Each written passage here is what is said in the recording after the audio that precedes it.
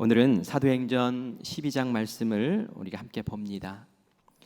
초대교회의 예루살렘 교회를 통해서 예루살렘을 넘어서 이방 땅까지, 우리 지난 시간에 보았을 때는 안디옥 땅까지 복음이 전해지고 이방인들을 위한 최초의 교회가 탄생하는 부흥의 역사를 우리가 사도행전 말씀을 통해서 확인하고 있습니다. 그런데 이런 행복한 부흥이 있으면 꼭 방해하는 일도 따라붙는 것을 보게 됩니다. 악한 세력들이 이 세상에 공존하고 있기 때문에 어쩌면 이런 현상은 당연한 일이기도 합니다. 그래서 우리가 예수님 잘 믿고 신앙생활 열심히 잘하는 것 같은데도 우리의 삶에 고난이라는 것이, 역경이라는 것이 끼어들게 마련이지요. 그럴 때 우리가 이상하다라고 볼 것이 아니라 그렇구나, 내가 잘 되는 것을 악한 것들이 싫어하는구나, 샘내는구나, 당연히 있는 일이구나 라고 그렇게 생각하셔야 돼요. 그렇다고 이 고난에 우리가 아무 대책 없이 무너지면 또 안 되겠죠.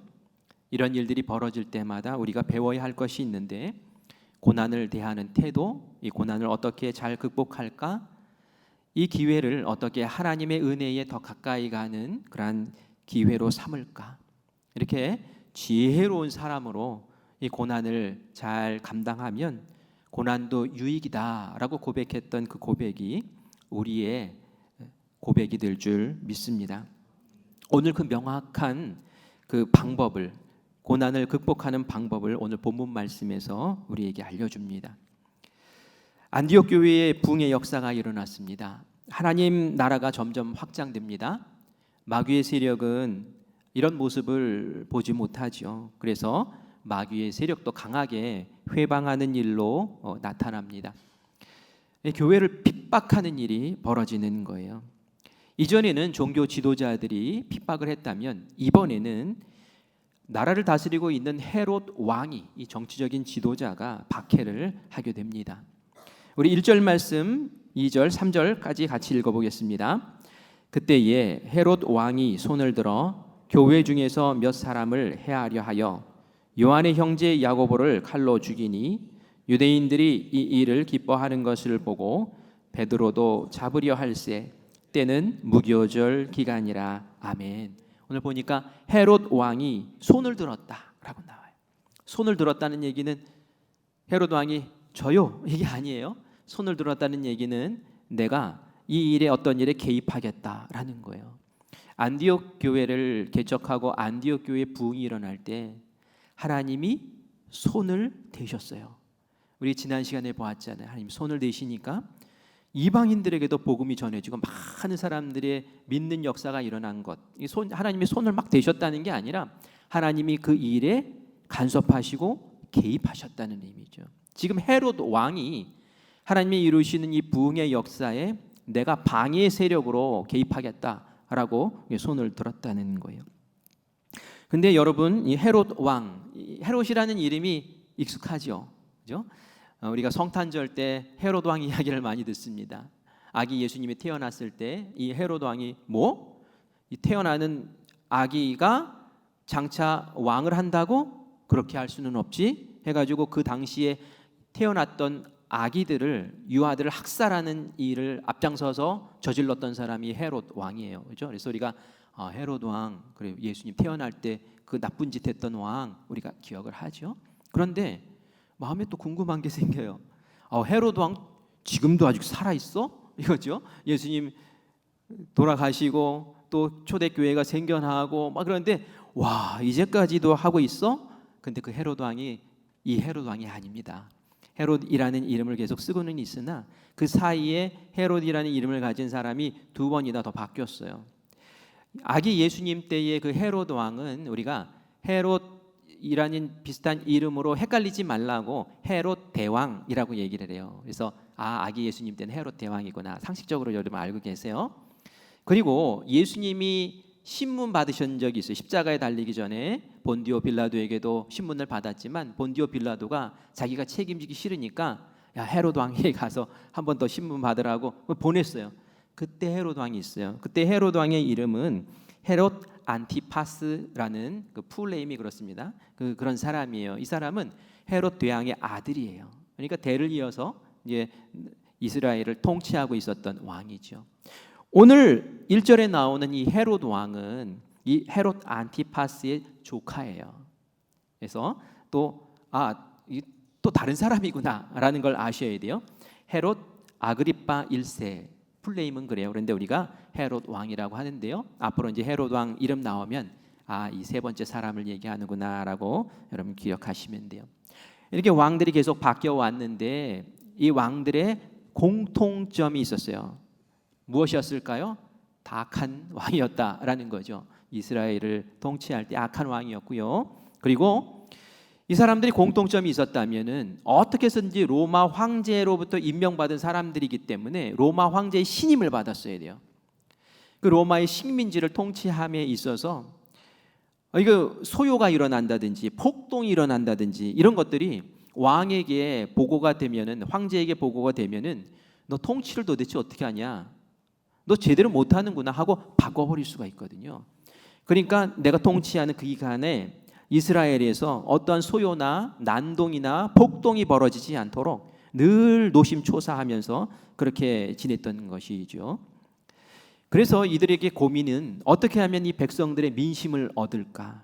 어떻게 하면 이 백성들을 이끌어 나가고 있는 이 유대의 종교 지도자들을 잘 구슬러서 환심을 살까? 여기에 늘 관심이 있었던 거예요. 그래야지 통치하는 데 편하잖아요. 그런데 이 헤롯 왕의 유심히 보니까 이 종교 지도자들이 골머리를 앓고 있는 것이 보였어요. 그것은 예수 믿는 사람들이 자꾸 늘어나는 거예요. 교회가 부흥되는 거예요. 거기다 이방에도 막 교회가 생긴다고 그러고 예수 믿는 그리스도인들이 자꾸 북적북적 일어나는 거예요. 그것이 이 종교 지도자들에게는 아주 골칫거리인 거예요. 그러니까 이 헤롯 왕이 저거를 해결해 주면은 저들이 나에게 마음을 주고 내가 이 땅을 통치하는데 굉장히 편안해지겠구나라는 생각을 한 거죠.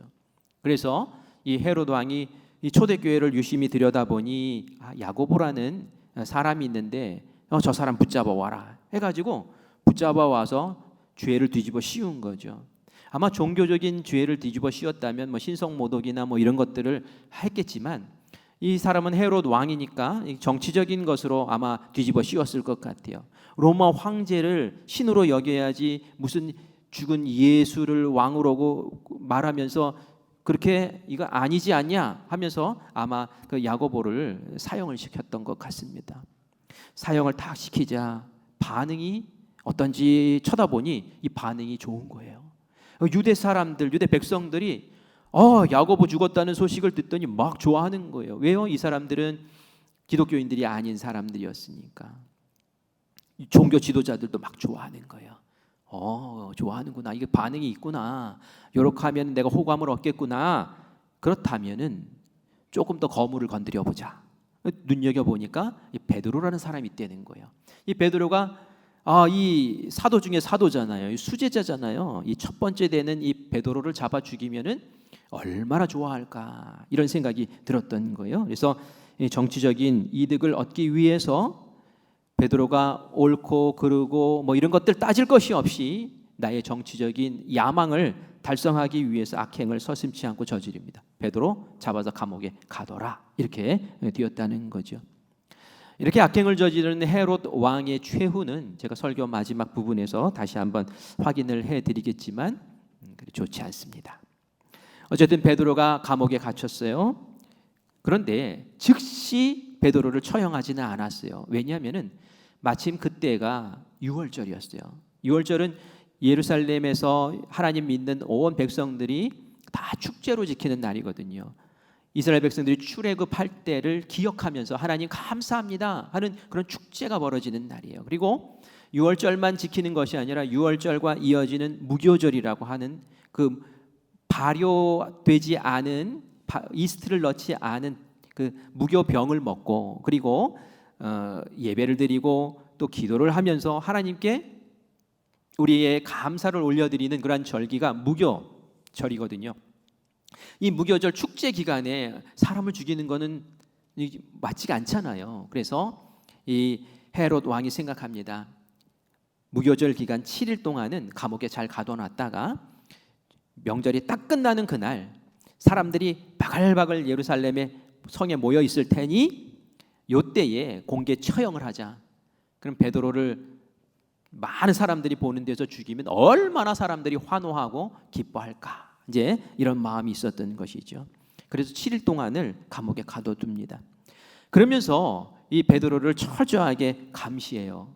이 감시하는 모습이 참 특이하다, 이례적이다라는 생각이 듭니다. 왜냐하면은 감옥에 갇힌 이 베드로를 감시할 때에 4팀을 만들어요. 4팀, 4개조를 만드는데 이 한 조마다 4명이 군인이 달라붙었어요. 그래서 2명은 아예 감옥 안에 들어와서 베드로 양옆에 같이 있는 거예요. 그리고 2사람은 옥 바깥에서 옥문을 지키고 있는 거예요. 세상에 간수 4명이, 군인 4명이 죄인 1명을 지키겠다고 이렇게 4개조로 막 돌아가면서 그렇게 철저하게 지키고 있단 말이죠. 왜 이렇게 철통 보안을 하는 걸까요? 보통 죄수에게 그렇게 하지 않습니다. 그만큼 베드로가 비중이 있는 사람이라는 것이죠. 그리고 혹여라도 이 사람이 초대교회의 수장이었기 때문에 기독교인들이 탈옥을 시키기 위해서 습격을 할까 하는 마음에 또 철통같이 방어를 했던 거죠. 그리고 이전에 사도행전 5장에 보면은 베드로가 감옥에 사도들과 함께 갇혀 있었는데 탈옥을 한 일이 벌어졌어요. 그런 일들도 아는 거죠. 야, 이 베드로 잘 감시하지 않으면 중간에 탈옥할 수 있어. 그러니까 철저하게 감시해야 돼라는 것이었습니다. 이런 철통 같은 보안 속에서 초대교회의 교인들이, 예루살렘 교회 교인들이 베드로가 감옥에 갇힌 소식을 들은 거예요. 이때에 예루살렘 교회는 어떻게 했습니까? 너무 철통 보안을 하니까 베드로에게 접근할 수도 없어요. 면회조차도 할 수 없는 상황이에요. 그렇다고 그들이 가지고 있는 인맥을 동원하기도 한계가 있고요. 그렇다고 돈을 써서 빼올 수 있는 상황도 아닌 거예요. 아무리 머리를 써봐도 인간적인 방법으로는 도저히 베드로를 어떻게 감옥에서 구출해낼 수 있는 수가 없다란 말이에요. 그런데 그들에게는 베드로를 구출할 수 있는 유일한 한 가지 방법이 있었죠. 그 방법이 무엇이었을까요? 이들은 알고 있었어요. 무엇이었을까요? 5절 말씀 같이 읽겠습니다. 시작. 이에 베드로는 옥에 갇혔고 교회는 그를 위하여 간절히 하나님께 기도하더라. 아멘. 그들에게는 유일한 한 가지 방법이 있었어요. 그것은 기도하는 것. 그리고 그냥 기도가 아니라 간절히 기도하는 것이었어요. 세상 사람들은 기도를 좀 어리석게 봐요. 저게 뭐 기도한다고 돼? 뭐 이렇게 얘기를 합니다. 그렇지만 하나님이 우리 믿는 사람에게 주신 가장 고난을, 문제를 가장 확실하게 해결할 수 있는 유일한 방법은 그건 바로 기도라는 거예요. 베드로의 소식을 들은 그 시간부터 이 초대교회 예루살렘 교회 교인들은 모여서 기도하기 시작했어요. 사람의 능으로 되지 않을 때 절망하고 낙담하고 주저앉으면 안 됩니다. 바로 그때는 우리가 하나님께 나와서 간절히 기도해야 될 때예요. 그러면 가장 강력한 힘을 가지신 하나님이 개입하기 시작하시고 하나님의 역사가 일어나고 문제가 해결되는 그러한 일들이 우리에게 열매처럼 주어지는 줄 믿습니다. 그래서 어떤 분은 그런 얘기를 하더라고요. 우리도 아무리 믿음이 좋은 그리스도인이라도 힘든 일을 당하고 감당하기 어려운 일을 당하면 쓰러질 때가 있다. 그런데 쓰러지더라도 하나님 품에 쓰러져라. 그런 얘기를 하더라고요. 하나님 품에 쓰러져라. 그냥 맨바닥에 쓰러지지 말고 하나님의 품에 쓰러져라. 그럼 무슨 얘기입니까? 하나님께 눈물로 기도하라는 거예요. 하나님 속상한 마음을 찢으면서 하나님께 통곡하면서 기도하라는 거예요. 그러면 하나님이 역사하신다는 거죠. 무교절 7일이 쭉 흘러갑니다. 초대교인들은 예루살렘 교인들은 막 기도해요. 그런데 그 7일 동안 아무 일도 일어나지 않았어요. 그렇다고 기도를 포기했을까요? 아니에요. 예루살렘 교인들은 그 시간에도 계속 기도하고 있었어요. 무교절 마지막 날, 이제 그 다음 날에는 베드로를 옥에서 끌어내서 사형을 집행하는 바로 그 직전, 바로 그 전날 밤이었어요. 그때 하나님이 응답하시는 역사가 일어나기 시작합니다. 우리 7절 말씀 같이 읽겠습니다. 호련히 주의 사자가 나타나매 옥중에 광채가 빛나며 또 베드로의 옆구리를 쳐 깨워 이르되 급히 일어나라 하니 쇠사슬이 그 손에서 벗어지더라. 아멘. 그 옥에, 감옥에 하나님의 천사가 찾아오신 거예요. 천사가 나타나니까 그 캄캄한 감옥이 환하게 비춥니다. 왜냐하면 천사가 광채를 내고 있었기 때문에 그렇죠. 그 옥의 장면을 보니까 그래요. 베드로 늘어져서 자고 있어요. 세상 태평하죠? 자고 있어요. 그 옆에 있는 지키고 있었던 그 군인들도 같이 자고 있어요. 그리고 그 파수꾼들도 이 천사가 들어와 있는지 모르는 상황으로 이 천사가 베드로를 내려다보고 있습니다. 그리고 나서 천사가 발로 걷어찼는지 손으로 그냥 만졌는지 모르겠지만 옆구리를 쳤대요. 너무 자고 있으니까 옆구리를 탁탁 쳐가지고 깨운 거예요. 베드로가 눈을 뜨니까 빨리 일어나라, 빨리 일어나라, 같이 가자라고 말씀을 하시는 순간 손목과 발에 채워져 있던 쇠사슬이 촥 풀어져 버립니다. 뭐예요? 하나님이 개입하시니까, 하나님이 간섭하기 시작하시니까, 하나님이 일하기 시작하시니까 문제가 해결되기 시작하는 것을 우리가 봅니다. 정말 지혜로운 사람은 이 기도의 능력을 빨리 알고 기도의 줄을 꽉 붙잡는 사람인 줄 믿습니다. 제가 인생의 위기가 여러 번 있었지만 두 가지 큰 위기가 있었어요. 근데 이 두 가지 위기를 다 기도로 극복하고 하나님이 귀한 열매들로 갚아주신 그런 인생의 귀한 위기가 있었습니다. 첫 번째 위기는 대학원을 갓 졸업하고 30대 초반에 첫 목회 나갔을 때 교회를 개척하다가 교회 개척이 잘 안 되고 또 교회를 지어주시겠다고 했던 약속들이 다 파기되었을 때에 정말 위기였어요. 그때는 제가 너무 젊은 나이였기 때문에 인맥도 없었어요. 그렇다고 돈이 있는 것도 아니었어요. 그렇다고 무슨 능력이 있는 것도 아니었어요. 기댈 데가 없었어요. 기댈 데가 없으니까 즉시 하나님 앞에 기도하게 되더라고요. 하나님, 저 어쩌시려고 그럽니까? 하나님 저에게 분명히 이곳에서 교회 개척하라고 하셔서 왔잖아요. 근데 하나님 이거 어떻게 된 일입니까? 하나님 저는 못 갑니다. 여기서 죽든지 살든지 죽이시든지 살리시든지 하나님 알아서 하십시오 하면서 그냥 하나님만 붙잡고 진심으로 하나님께 기도하며 나아갔어요. 그런데 말이죠, 하나님이 아주 신속하게 응답을 주시더라고요. 몇 달이 안 돼서 금방 하나님이 더 좋은 분들을 만나게 하시고 처음에 계획했던 예배당의 규모보다 더 2배로 더 좋은 예배당을 짓게 하시더라고요. 그리고 목회를 시작하게 하셨어요. 그때 깨달았어요. 역시 기도밖에 없다. 기도하면 위기는 얼마든지 언제든지 하나님이 기회로 바꾸시고 그것을 통해서 하나님이 더 깊이 만나게 하시는 그러한 은혜를 주시는구나. 하나님이 나의 하나님이구나 라는 걸 그때 알게 하시는 체험을 그때 했어요. 그 체험 가지고 목회를 시작하게 하신 하나님께 너무나 감사했어요. 위기는 위기가 아닙니다. 위기는 하나님을 더 붙잡고 하나님께 성숙하게 나아가는 기회인 줄 믿습니다. 이게 첫 번째 위기였어요. 근데 기도로 극복했어요. 두 번째 위기는 제가 억울한 누명을 쓰고 그때는 40대 후반이었어요. 억울한 누명을 쓰고 어려움 가운데 있을 때였어요. 그때는 저에게 40대 후반이었기 때문에 그리고 제가 어떤 이제 뭐 이렇게 능력을 발휘할 수 있는 지위에 있었기 때문에 인맥도 많았어요. 그 당시에 카톡을 이렇게 보면은 저와 카톡에 연결되어 있는 사람이 한 2,000명 정도 이렇게 될 때였어요. 그리고 지위도 있었어요. 그러니까 제가 할 수 있는 방법을 다 동원해 보는 거예요. 이 사람도 해보고 저 사람도 해보고 이런 것도 해보고 저런 것도 해보고 그러면서 말이죠. 몇 달을 보내 끙끙거리면서 문제를 해결하기 위해서 애썼어요. 문제가 해결됐을까요? 안 해결되더라고요. 문제가 해결되지 않고 더 안 좋은 결과가 나오더라고요. 그때 깨달았어요. 아, 이 문제는 사람의 힘으로 감당할 수 없는 것이구나. 그리고 나서 그때 모든 것을 내려놓고 하나님 찾았어요. 물론 그 당시에 기도했죠. 기도하면서 하나님 도와주세요 하면서 했죠.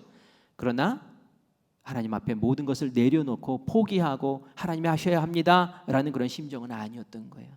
그런데 다 내려놨어요. 그리고 기도원에 가서 골방에서 무릎 꿇고 추운 겨울에 담요 뒤집어 쓰고 하나님께 울면서 기도했어요. 하나님, 제가 할 수 있는 것이 이제 없습니다. 하나님이 도와주셔야 됩니다. 그러면서 기도했어요. 하나님이 그때 저에게 들려주신 음성이 있어요. 왜 이제야 왔니? 왜 이제 왔니? 그러시더라고요. 그리고 나서는 마음에 불안했던 마음에 평안이 찾아오더라고요. 평안한 마음 주셨어요.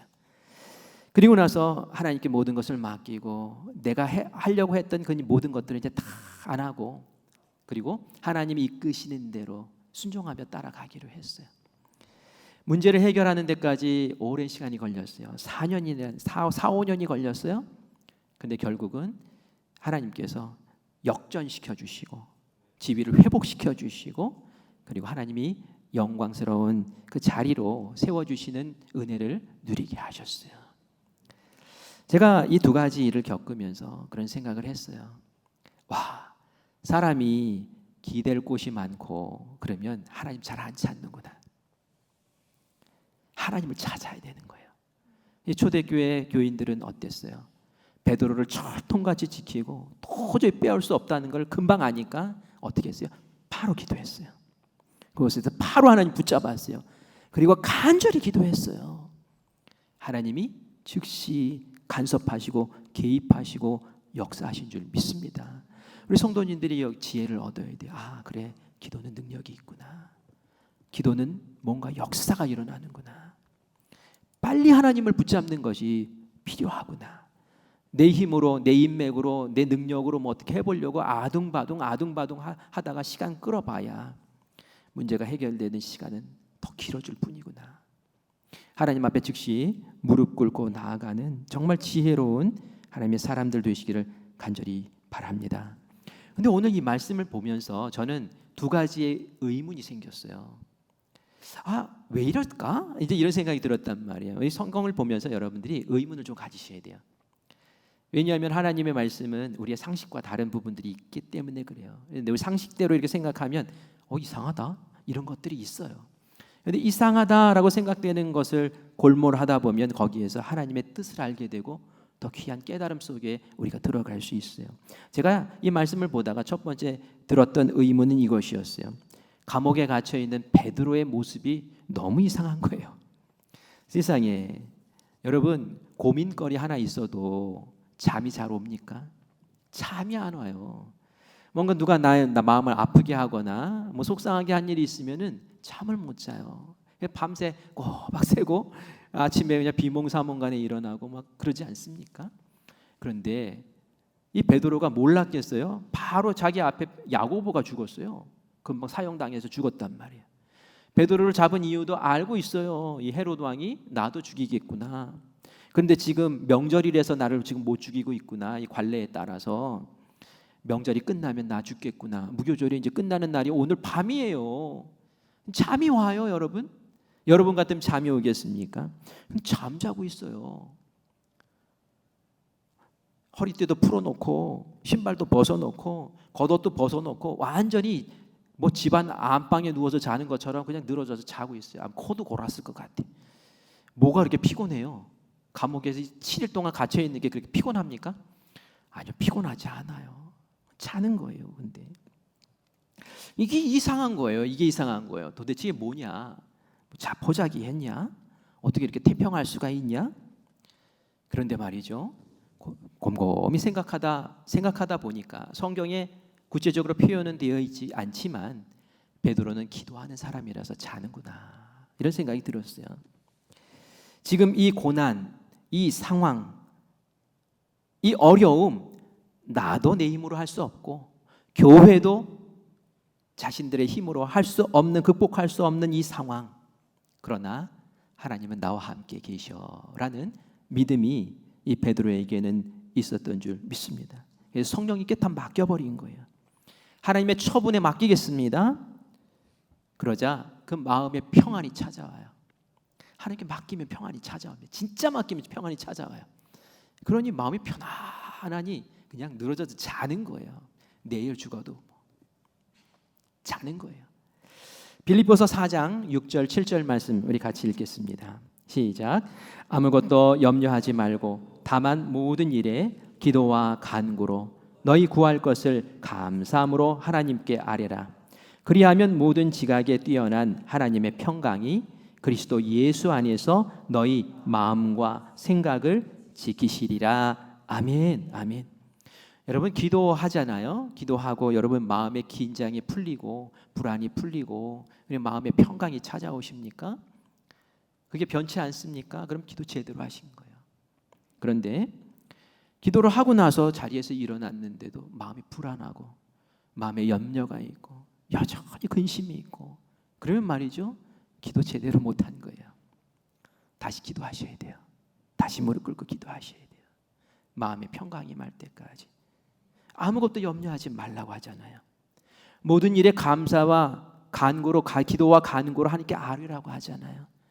믿음으로 감사함으로 하나님께서 이루실 줄 믿습니다. 하나님께서 해결하실 줄 믿습니다. 하나님의 선한 방법으로 하나님께서 하실 줄 믿습니다. 라는 이 믿음이 강력한 상태에서 하나님께 기도를 하면 하나님의 평강이, 오늘 말씀이 나오죠.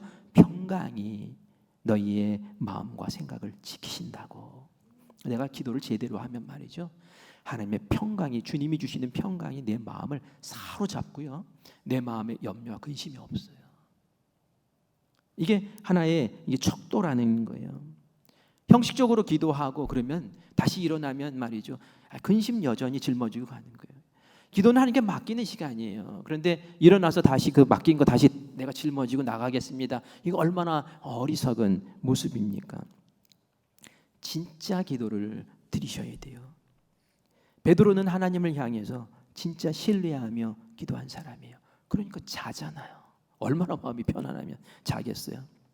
하나님이 보호해 주시고 인도해 주실 거야 라는 그런 확신이 그 마음 안에 있는 거예요. 왜냐하면 이전에 내 감옥에 똑같이 갇혔을 때 하나님이 나를 꺼내 주셨거든요. 경험까지 있어요. 그러니 하나님이 나를 지켜주시고 보호하시겠지. 난 방법은 모르겠어. 그러나 하나님이 하실 거야 라고 믿는 믿음으로 기도한 거죠. 또 예수님의 약속이 있어요. 베드로야, 내가 너를 이 교회의 반석으로 삼을 거야. 예수님께서 나를 통해서 교회를 세우시고 교회를 부흥케 하시고 역사를 이루실 거야 약속하셨으니 그 예수님의 약속대로 내가 더 필요하시면 나를 살려주시겠지. 그런 믿음이 있었어요. 감옥에 갇혀 있지만 베드로는 성령 충만한 사람이었어요. 그 마음에 성령님이 감옥 안에 있는 나에게도 있는데 무엇이 두렵겠습니까? 성령님이 나와 함께 하시는데, 하나님이 나와 동행하시는데 얼마나 든든합니까? 설령 야고보처럼 내가 순교를 당하더라도 예수님이 부활하신 것처럼 내가 부활할 것을 아는데 뭐가 두렵겠어요? 나는 죽어도 천국 가고 죽어도 부활하는데. 베드로에게는 두려운 것이 없는 거예요. 하나님과 동행하고 성령이 충만한 이 베드로, 거기에다가 초대교회 그 예루살렘 교회의 교인들이 나를 위해서 기도하고 있다는 것을 아는데 무엇이 염려가 되겠느냐는 거예요.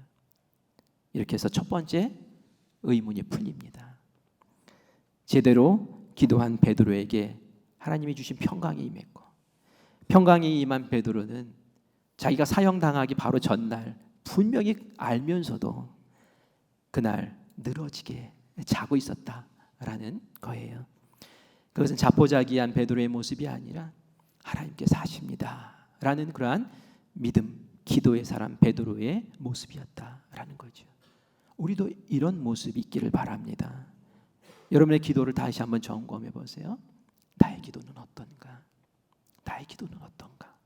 정말 내가 하나님 신뢰하고 믿고 붙잡고 기도하는가? 그런 강력한 기도로 우리의 기도를 세워나가는 우리 성도님들 되시기를 간절히 축원합니다. 베드로가 천사의 지시에 따라서 일어났어요. 허리띠를 겉옷을 입고 말이죠. 신발을 챙겨 신고 그리고 나서 떡 일어서니까 감옥 문이 저절로 싹 열려요. 그리고 나서 파수꾼들이 늘어지게 자고 있는 사이를 나갑니다. 또 그 다음 철문이 또 싹 열려버려요. 천사를 따라서 나갑니다. 아무도 막거나 제지하지 않아요. 천사와 함께 밖에 나왔어요. 옥 밖에 나왔어요. 정신이 이제 그제서야 베드로가 듭니다. 이게 꿈이냐 생시냐 막 이러고 있었어요. 꿈꾸는 것 같았어요. 사실 그 꿈꾸는 것 같지 않겠어요? 그런데 밖에 나와서 찬바람이 싹 얼굴을 스치고 지나가는데 이제 정신이 번쩍 든 거예요. 이거 내가 지금 밖에 나와 있네. 이건 뭐야? 하나님이 하셨구나. 하나님이 하셨구나. 하나님 감사합니다. 아직도 제가 이 땅에서 해야 될 일이 있어서 저를 이렇게 살려주시는군요. 이렇게 하나님은 감옥에 갇혔던 베드로의 그 문제를 해결해 주신 줄 믿습니다. 하나님이 개입하시면 아무리 뭐 철통 같은 보완을 해도 하나님 눈에는 어린아이 장난처럼 보이는 거예요. 우리가 태산같이 느껴지는 그 일도 전능하신 하나님 앞에서는 아무것도 아닌 정말 어린아이 장난처럼 보일 수 있다라는 것을 기억하시기 바라요. 하나님이면 하십니다. 하나님이면 하십니다. 그 하나님을 바라볼 때 우리의 마음에 믿음이 용솟음치기를 간절히 축원합니다.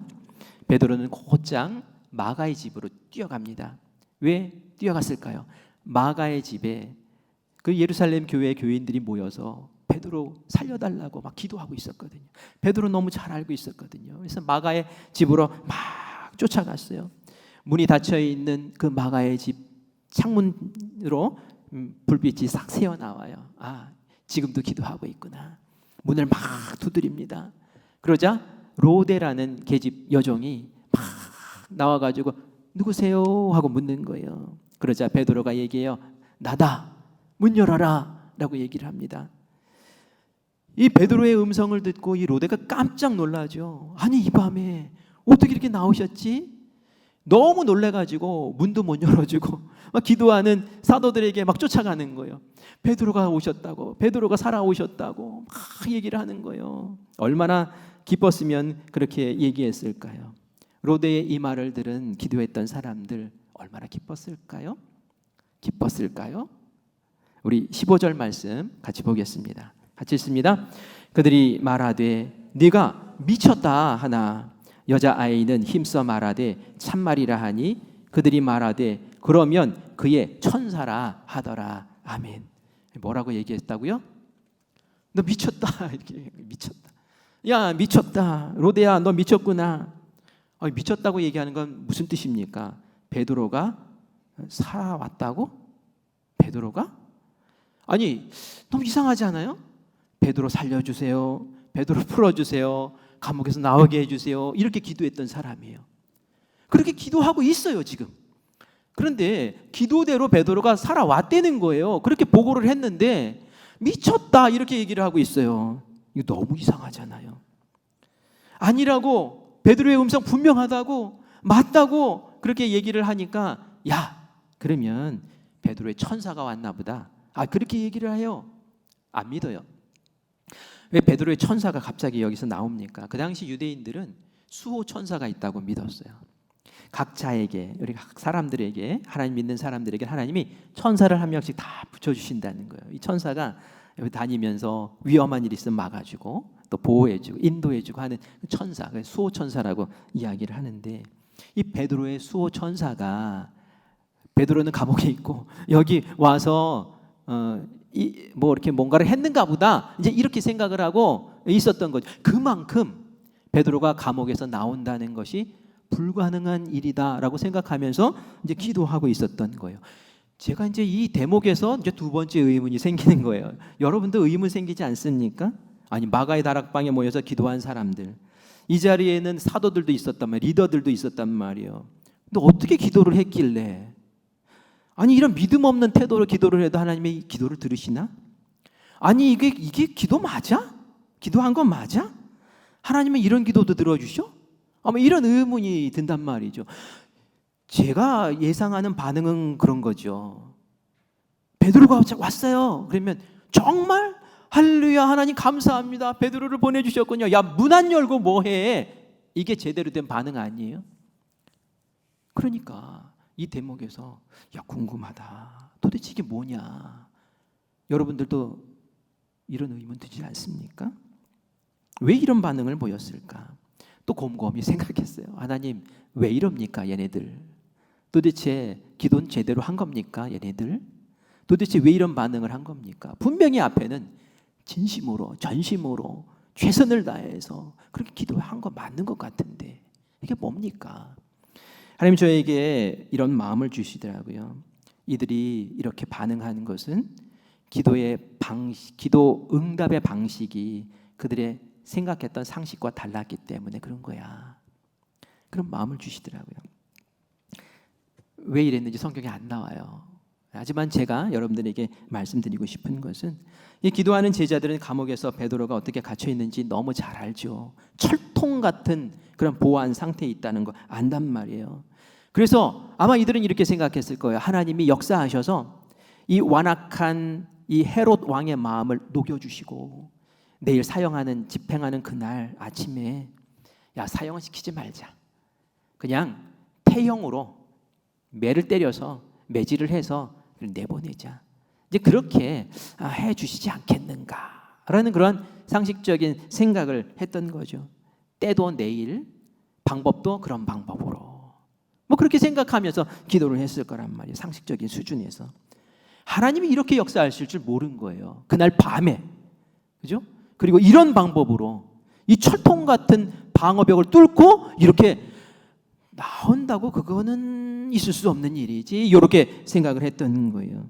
하나님이 역사하시긴 역사하시는데 그들의 방법과 전혀 다른 방법으로 다른 때에 역사하셨던 것. 그것 때문에 이들이 이런 혼선을 빚지 않았다라는 거예요. 우리가 이 대목을 생각하면서 그런 교훈을 얻으셔야 돼요. 인간의 상식으로 하나님의 능력을 제한하면 안 된다라는 거예요. 우리가 기도하고 하나님은 하나님의 방식으로 역사하세요. 모세가 살려달라고 홍해 앞에서 기도할 때에 하나님이 홍해를 가르실 줄 누가 알았겠어요. 모세는 그렇게 생각했을 거예요. 하나님 살려주세요 하면 하나님이 천군 천사를 보내셔서 막 그 백성들 그 쫓아오는 이집트 병사들을 막 죽이시든지 막 그런 방법 생각했을 거란 말이에요. 그런데 하나님은 그게 아니었어요. 그냥 홍해를 갈라버리세요. 기상천외한 방법으로. 우리가 하나님께 기도하면서 또 마음 가운데 두어야 될 교훈은 하나님이 해결하실 때와 방법은 하나님 손에 달려 있습니다라는 거예요. 우리가 실망하고 낙심할 때가 있어요. 기도하다가. 언제 실망하고 낙심합니까? 나는 요때 하나님이 이렇게 해결해 주시기를 원하는데 그렇게 안 될 때가 있어요. 내가 기대했던 때가 아니고 내가 기대했던 방법이 아닐 때가 있어요. 그러면 주저앉고 낙심하고 좌절하고 아닌가 봐. 기도해도 소용없나 봐. 이렇게 된단 말이에요. 근데 그렇지 않다는 거예요. 하나님의 작정하신 때가 있고요. 하나님이 만드신 방법대로 하나님이 역사하신다라는 것을 우리가 이 모습을 보면서 꼭 기억하시기를 바랍니다. 제가 인생의 두 가지 위기를 얘기를 하면서 첫 번째는 기댈 데가 없어서 바로 엎드려서 기도했더니 막 즉시 해결해 주셨다고 얘기했잖아요.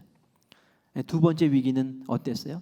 내 방법대로 어떻게 해보려고 막 애쓰고 몸부림치고 이러다가 시간 질질 끌다가 나중에 하나님 안 되겠어요. 하나님 해주세요 라고 했을 때 4, 5년 걸리도록 하나님이 어루만지시면서 하시더라고요. 그 어루만짐의 기간 동안 제가 포기하지 않았어요. 하나님 붙잡고 기도했어요. 마음이 불안해지면 또 붙들고 기도했어요. 마음의 염려가 찾아오면 다시 또 붙들고 기도했어요. 그랬더니 5년이 되는 그때에 하나님께서 역전시키시고 하나님께서 회복시키시고 하나님께서 영광스럽게 다시 한번 길을 열어주시는 은혜를 경험한 줄 믿습니다. 하나님의 방법으로 하나님의 때에. 그래서 우리가 늦어질 때에 포기하지 말아야 돼요. 인내하셔야 돼요. 그 인내의 기간은 허무한 시간이 아니고 낭비하는 시간이 아니라 하나님께 더 가까이 가는 시간이에요. 하나님 더 깊이 알아가는 시간이고요.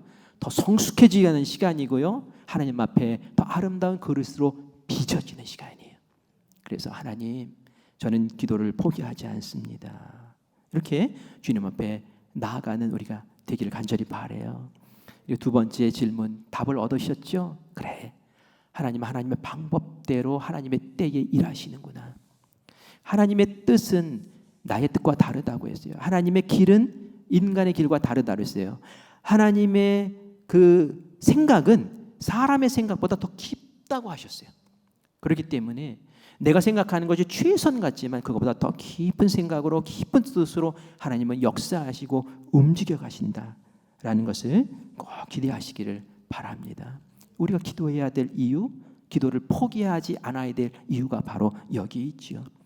제자들을 만난 베드로는 이제 다른 곳으로 이동을 합니다. 사실 위험한 만남이에요. 왜냐하면 베드로가 감옥에서 탈옥한 것을 알게 되면 이 로마 병사들이 누굴 먼저 찾겠어요? 베드로의 주변에 있는 사람들, 사람 집부터 막 뒤지기 시작할 거 아니에요. 그러니까 이 마가의 집을 찾아간 것은 굉장히 위험천만한 일이에요. 그럼에도 불구하고 베드로가 왜 마가의 집에 찾아갔겠습니까? 나를 위해서 기도해 주는 사람들이 있기 때문에. 그들에게 하나님이 어떻게 역사하셨는지를 알려줘야 되잖아요. 이건 위험천만하지만 그곳에 가서 하나님이 어떻게 역사하셨는지, 야고보의 죽음으로 마음 아파하고 지금도 베드로가 죽을까 봐 막 염려하면서 기도하는 그들에게 하나님이 이렇게 하셨어. 너희들 힘내, 용기 내, 괜찮아, 하나님이 역사하셔, 우리 이끄셔, 포기하지 마 하는 마음으로 이 중보 기도하는 이들에게 힘주고 용기 주기 위해서, 너희들의 중보 기도에서 내가 지금 이렇게 살아 나오지 않았냐라고 보여주기 위해서 방문을 했던 것이지요. 그리고 나서는 이 헤로드 왕을 피해서 이제 다른 곳으로 피신하는 모습을 봅니다. 헤로드 왕 어떻게 됐을까요? 베드로의 탈옥을 소식을 듣고는 노발대발합니다. 그래서 감옥 지켰던 그 파수꾼들 다 죽여버려요. 성경 말씀이 다 죽여버렸더라고요. 그런데 이런 포악한 사람이 잘 될 리가 없지요. 통치 4년 만에 일이 벌어집니다. 우리 23절 말씀 같이 읽습니다. 시작. 헤롯이 영광을 하나님께 돌리지 아니하므로 주의 사자가 곧 친히 벌레에게 먹혀 죽으니라. 하나님을 대적하고 교회를 대적한 헤롯 어떻게 됐습니까? 하나님 천사를 보내셔서 쳐버리셨어요. 결국은 통치 4년 만에 비참한 죽음을 맞게 되는 것을 보게 됩니다. 아무리 악한 것이 활개를 치고 힘 있는 것과 권세를 부리는 것 같죠. 그러나 기도하는 사람, 하나님의 백성 해치지 못합니다. 하나님께서 이렇게 악의 세력들을 제거해 나가시는 거예요. 우리가 하나님의 역사를 늘 마음에 품고 기도해서 꼭 승리하시기를 바라요. 그리고 오늘 우리가 이 말씀에서 한 가지 또 기억해야 될 게 무엇이냐면은 베드로만 기도한 게 아니라는 거예요. 베드로가 위기에 처했을 때 베드로도 기도했지만 또 누가 기도했습니까? 5절 말씀에서 우리가 보았던 것처럼 교회가 그를 위해서 기도했다는 거예요. 간절히 기도했다는 거예요. 이걸 우리가 중보기도라고 하죠. 우리 혼자서 기도하는 거 아니에요. 기도의 제목을 아뢰고 그 기도의 제목을 우리가 막 붙잡고 함께 진심으로 기도할 때 하나님은 그 기도를 들으시고 역사하시는 줄 믿습니다. 우리 교회에 중보기도팀이 있어요. 중보기도팀에게 여러분들이 기도를 올리세요. 부끄러워하지 마세요. 혼자 기도하지 마세요. 그 중보기도팀이 그 기도를 비밀스럽게 지키고 열심히 기도합니다. 그리고 얼마 지나면 기도 응답 받았어요 하는 기도 응답의 내용들이 중보기도팀에 또 올라와요. 하나님 역사하시는 거예요. 그리고 중보기도하는 사람들은 하나님이 특별히 그들의 기도를 더 잘 들어주세요. 왜요? 남을 위해서 기도하는데 내가 너의 기도를 왜 안 들어주겠니? 수고하고 애쓰는데. 살아계심을 그 모습을 보면 보는 거예요. 초대교회 교인들이 베드로 살아나온 거 보면서 아, 중보기도 역사하시는구나, 하나님 살아계시는구나 알면서 그 신앙이 더 뜨거워지고 더 이렇게 세움받았던 것처럼 중보기도 하는 사람들 하나님의 살아계심의 역사를 경험하게 되는 줄 믿습니다. 여러분 1층에 내려가시면 중보기도 신청받고 있어요. 해보세요. 하나님이 얼마나 생생하게 살아계시는지 여러분들 같이 경험할 거예요. 그리고 함께 기도하는 그 기도를 통해서 우리 큰빛교회가 든든히 세움받고 하나님의 아름다운 나라의 역사를 펼쳐 나가는 줄 믿습니다. 오늘의 말씀의 주제는 그거예요. 함께 기도합시다. 함께 기도합시다. 기도를 포기하지 맙시다. 하나님께 드리는 그 기도를 통해서 하나님은 역사하십니다. 꼭 기도를 경험하시고 기도의 능력을 체험하시는 우리 사랑하는 모든 성도님들 되시기를 간절히 축원합니다. 아멘. 우리 함께 찬양하고 기도합시다. 당신이 지쳐서 기도할 수 없고, 때로 너무 지치고 너무 고나면 기도가 잘 안 돼요.